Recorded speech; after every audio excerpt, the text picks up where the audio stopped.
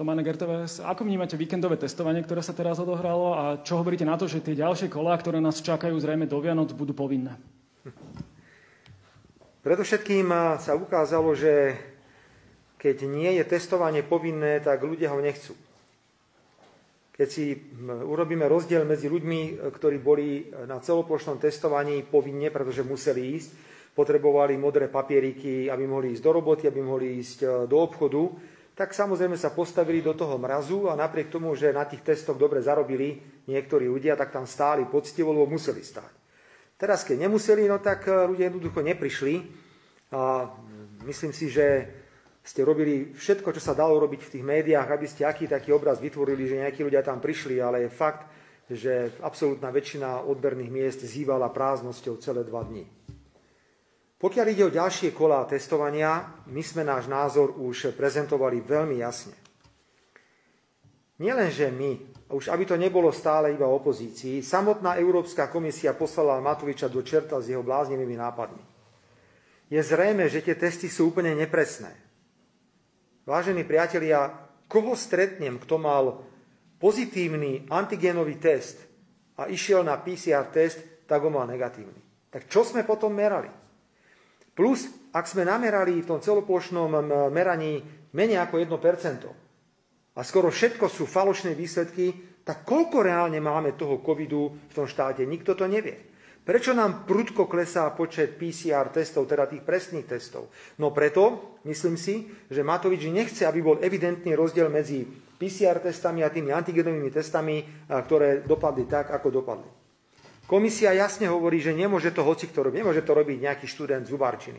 Nemôže to robiť nejaký veterinár. To musí robiť profesionálny zdravotnícky aparát, pokiaľ ide o tieto odbery. Ďalej sa hovorí o klimatických podmienkach, v akých je to možné robiť, v akých to nie je možné robiť.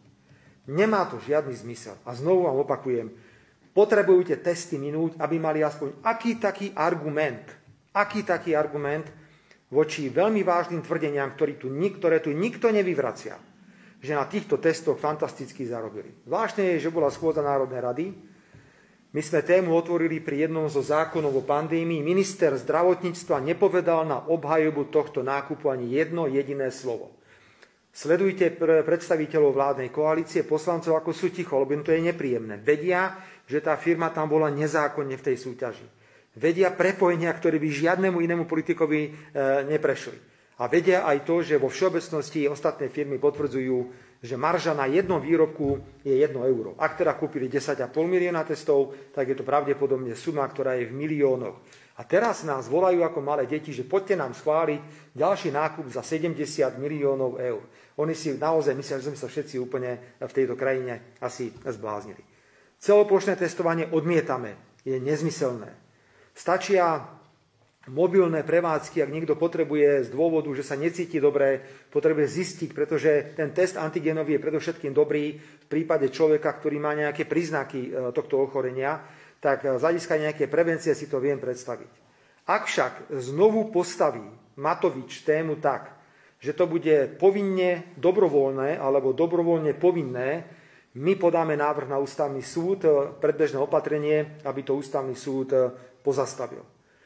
Rovnako dopredu chcem povedať, že ak hovoríme dnes už o očkovaní, budeme výručne podporovať dobrovoľné očkovanie. Dobrovoľné. Ja tu nechcem nikoho strašiť, ani nebudem strašiť.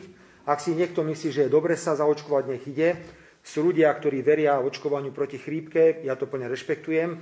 Ja medzi nich napríklad nepatrím, ja nechodím na očkovanie proti chrípke. A ja by som nešiel ani na očkovanie proti tejto pandémii, ale budem rešpektovať každého jedného. Ale musí to byť na dobrovoľnej báze. Ale predtým, a to si my dáme teraz záväzok, predtým, keď dôjde k takémuto rozhodnutiu, že ide nejaké celoplošné očkovanie, veríme, že na dobrovoľnej báze, my dáme do obehu všetky informácie o týchto vakcínach. Všetky informácie. Prosím, sledujte expertné vyjadrenia ľudí, čo na tieto vakcíny hovoria. To je šialené. To je šialené jednoducho. Aké to môže mať dopady na zdravie ľudí a čo všetko to môže spôsobiť. Plus by sme sa rád porozprávali o prepojení jedného človeka na spoločnosť, od ktorej sa budú kupovať tieto testy.